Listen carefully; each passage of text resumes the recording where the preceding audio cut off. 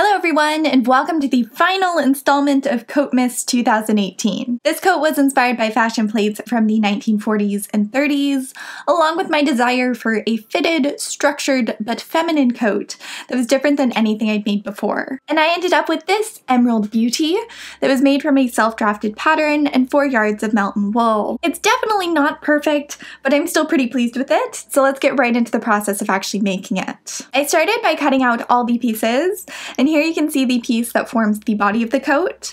I drafted it in an interesting manner so it doesn't have side seams. Instead, the back and front pieces are connected and shaped with a gored pocket panel and bodice pieces inserted on either side. The sleeves are made up of 2 pieces, as is the collar, and there's a back yoke piece as well. And while I'm doing this, can we just talk about how pretty the color of this fabric is? I absolutely adore green. I think it's one of the loveliest colors. It's not represented in fashion nearly enough, so I was delighted when I came across this fabric, and I knew it was going to be perfect for this design. And I didn't let the fact that I'd bought a different fabric for this design already stop me from purchasing this, because I have a problem. Anyway, after getting everything cut, I got started on the side gores, which will also form pockets. I made sure to mark the front of these pieces, since both sides look very similar, and then I removed the pattern and used it as a guide for cutting the pocket lining. The pocket lining is also cut for the wool, but it is a good 16 inches shorter.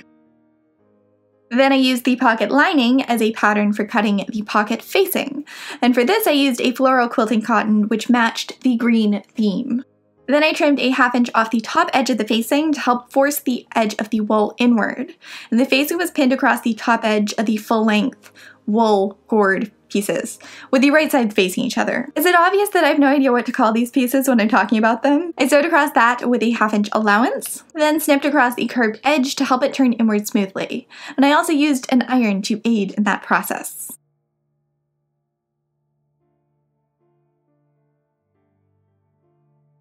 Then I top stitched across the top edge of these pieces. And I was only going to do 1 line of stitching, but I liked the effect so much that I decided to do 8 instead. This created a banded detail of sorts that I repeated on the cuffs, collar, and hat later on. Now I'm pinning the bottom edge of the facing to the bottom edge of the wool lining, and sewing these pieces together with a 1/2 inch allowance. This will form the bottom of the pocket. And when laid flat, the pocket lining extends a 1/2 inch beyond the rest of the panel, like this. I pinned the sides so they were level, then stitched across them with a 1/2 inch allowance. This closes the side edges and forms the pocket, and also creates a guideline for pinning it to the body of the coat later on. And now onto the body of the coat. After removing the pattern, I marked lines 1 inch away from the edges I'm marking. Terminology is really hard on this one. Then these edges were turned inward, and I will be sewing this entire coat together with lapped seams, which means I'm top stitching along these edges to attach the gored piece. So I wanted them to be nice and even.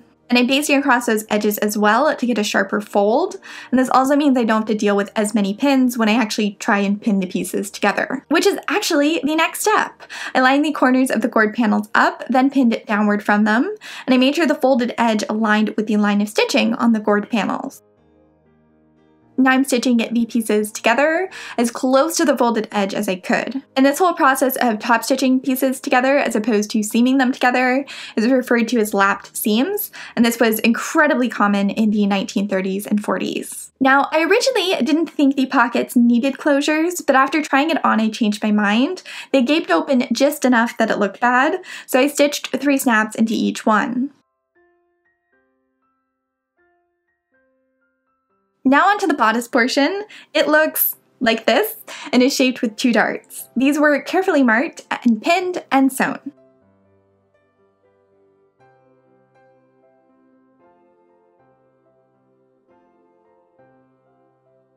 I also stitched a 1/2 inch away from the entire bottom edge of these pieces, and much like with the gored side panel things, this will serve as a guideline for the lapped seam. And I stitched around the top portion of the main coat pieces as well for the same reason, except instead of being a guideline of where to pin, it's a guideline of where to turn this edge inward. So here you can see me clipping the edge and folding the edge inward on the line of stitching. And I basted along this edge as well. Now I'm lining the folded edge up with the guideline of stitching and pinning the pieces together. I like creating guidelines with stitching because it doesn't rub off the way chalk does, and it's also visible from both sides of the fabric. Plus, with curved seams, I find it's a little bit more accurate than trying to use a ruler to mark an even half-inch allowance. That does take a little bit of extra time and thread, so I can see why some people wouldn't care for this. And once again, I stitched as close to the fold as I could to secure the pieces together.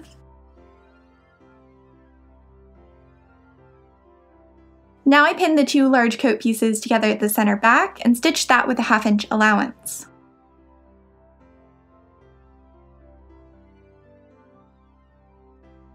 And the seam was pressed open and top stitched on both sides. Now for the yoke. Once I removed the pattern, I stitched a half-inch away across the bottom edge by machine to once again create a guideline. This edge was turned inward at the line of stitching and basted down.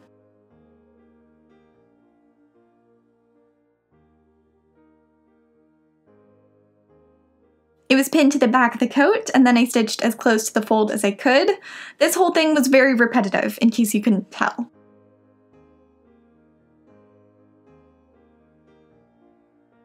Now the shoulder seams could be done up, and they were sewn with a half-inch allowance, pressed open, and top stitched on either side.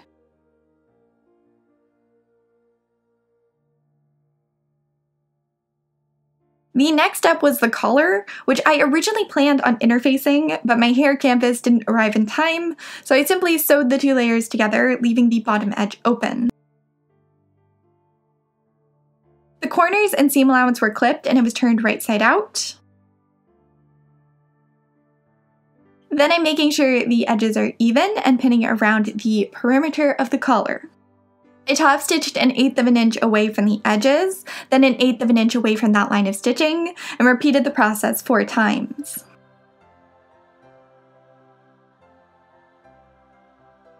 The collar was pinned and sewn to the neckline of the coat with the right sides facing outward. The lining is going to hide the raw edges later on.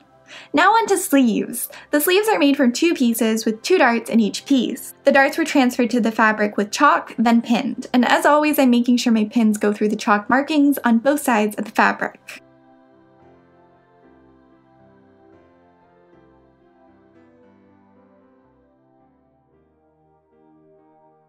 To add a bit more structure to the sleeves, I actually decided to top stitch around the darts, so that's what I'm doing here.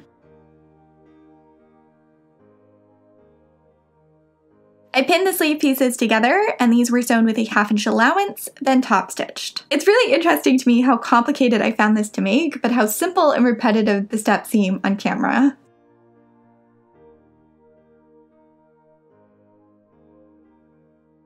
Now I'm repeating that process with the underarm seam, but top stitching this was way harder since you're sewing in a tube as opposed to a flat piece of fabric. I did not enjoy this part, and I did not film very much of it either. I marked the hem with chalk and turned the cuffs up at that point, and now they were ready for lining. I cut all of the lining pieces at once, starting with the biggest piece, and I actually cut the lining without the side gore thing. The side gore helps taper the hemline and add structure to the outer portion of the coat, but it isn't really necessary for the lining since the lining isn't attached to the hem. They don't have to be the exact same shape. Plus, doing those fiddly seams out of lining fabric is not something I'm super eager to do. I also cut out lining for these sleeves and part of the yoke/bodice thing, but the upper portion of those pieces are lined with wool, so I had to make some pattern alterations. And the sleeve lining is going to be the first priority, so here you can see me sewing darts into it, then ironing the darts, then sewing up the side seams, etc.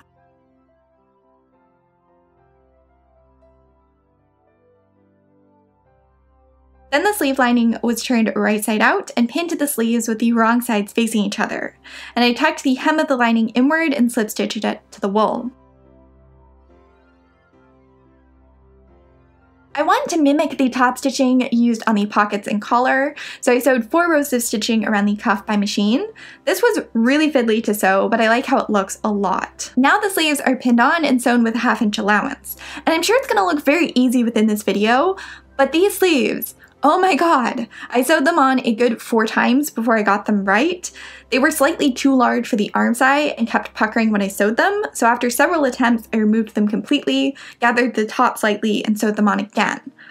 Only to have them sewn on upside down, but eventually I did get them on properly.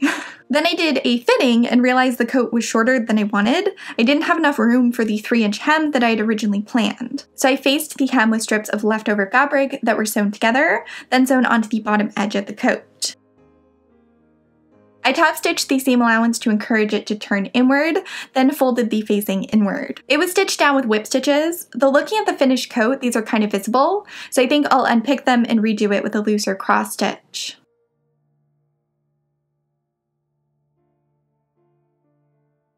Now the outer shell is complete, but it still needs to be lined. So on to the rest of the lining. I sewed darts into the bodicey pieces, then assembled it in the same manner as the wool layer of the coat, just with a lot less top stitching. Thank God.